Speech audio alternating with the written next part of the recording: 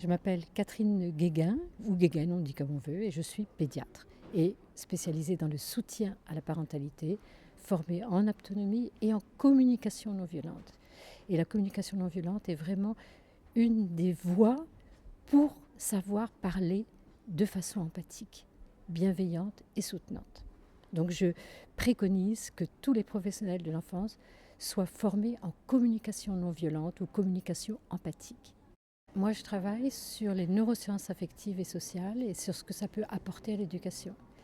Et les neurosciences affectives et sociales sont des sciences très récentes qui étudient qu'est-ce qui se passe dans le cerveau quand nous éprouvons des émotions et quand nous sommes en relation avec les autres. Et ces chercheurs qui sont dans le monde entier nous apprennent beaucoup de choses et apportent beaucoup de choses dans l'apport de l'éducation, surtout dans le fait de dire qu'il faut à tout prix arrêter d'humilier les enfants verbalement et physiquement. Alors, les adultes le font avec une bonne intention. Ils pensent que dire à un enfant « c'est pas bien ce que tu fais, t'es pas gentil », va faire qu'il va avoir un bon comportement ou va réussir à l'école. Mais maintenant, on sait que toutes ces humiliations vont abîmer son cerveau et vont l'empêcher de se développer normalement, c'est-à-dire vont donner beaucoup de troubles du comportement et autres.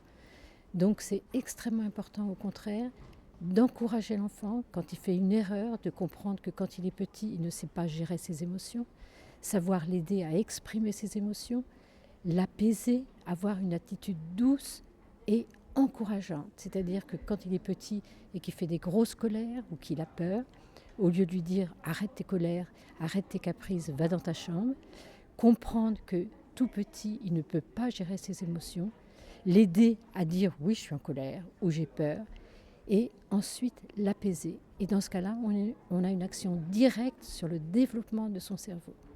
Une chose très importante aussi à savoir, c'est que dès qu'on a un geste tendre avec l'enfant, on fait maturer son cerveau. Donc vous voyez que toutes ces connaissances, elles sont révolutionnaires. Pourquoi ? On le savait tous intuitivement que c'est ça qu'il faudrait pour les enfants. Mais maintenant, c'est prouvé scientifiquement.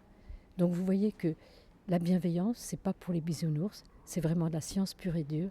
Et il faut qu'on s'y mette tous parce qu'à l'heure actuelle, toutes les études montrent que dans le monde entier, les enfants reçoivent des humiliations verbales et physiques tous les jours. Je vous remercie.